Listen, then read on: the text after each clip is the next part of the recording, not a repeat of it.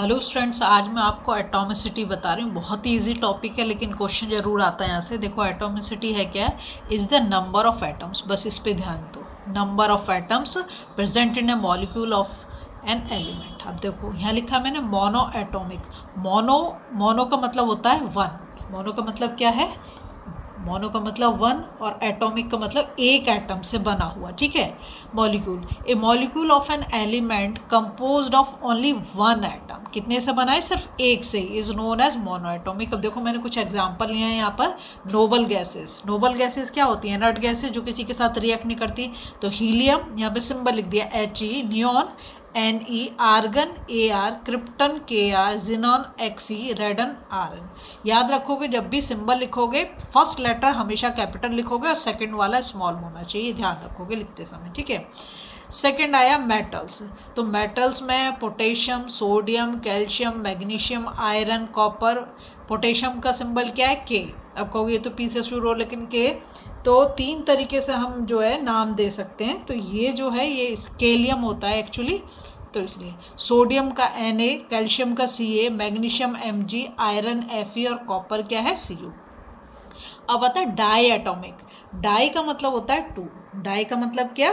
To. Atomic मतलब atom से बना, दो एटम से बना हुआ molecule. A molecule of an element composed of two atoms. कितने से बना है? दो से बना है। Is known as diatomic molecule. One से बना तो मोनो एटमिक, दो से बना तो डाई। अब ये पहचान कैसे पड़ेगी? ये तुम बड़ी आसानी से पहचान लोगे। देखो मैं बताती हूँ। अब एलिमेंट्री गैसेस के नाम लिए। हाइड्रोजन H2 है, दिखाई दे रहा है, दो एटम है। ऑक्सीजन O2 है, दो एटम है। Chlorine Cl2, bromine Br2, iodine I2 और नाइट्रोजन N2। अब है ट्राई एटॉमिक मॉलिक्यूल। ट्राई का मतलब होता है थ्री एटम जिसमें होंगे। ठीक है, तीन एटम से मिलकर जो बना होगा। जैसे यहाँ पे लिखा कार्बन डाइऑक्साइड। अब तुम देखो, यहाँ पे सब सिंगल सिंगल चल रहा था।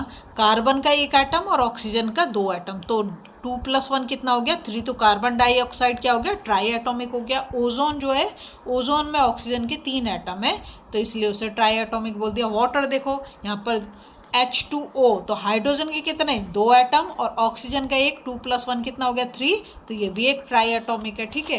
नेक्स्ट आता है आपका पॉली एटॉमिक मॉलिक्यूल। पॉली है a molecule of an element composed of more than 3। क्या बोल रहा है यहाँ पर?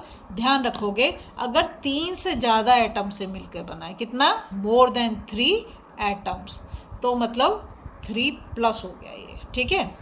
तो यहाँ पे मैंने लिया फॉस्फोरस। फॉस्फोरस होता है टेट्रा एटॉमिक। कैसे? देखो, पी के साथ क्या लगा है? 4 लगा है, मतलब 4 एटम्स ऑफ फॉस्फोरस। ये CH4 है, तो यहाँ पे कार्बन का एक एटम हो गया और हाइड्रोजन के 4, तो 4+1 कितना हो गया? 5। तो मीथेन का ये फॉर्मूला है, ये हो गया पेंटा एटॉमिक। ठीक है, तो हम उसको एटम्स को काउंट कर देंगे और हो जाएगा। इसके बाद ये सल्फर देखो, सल्फर लिखा ऑक्टा एटम है। ऑक्टा का मतलब है 8। ऑक्टा मतलब 8, तो इसमें 8 एटम्स है। यहाँ लिख रखा है S8।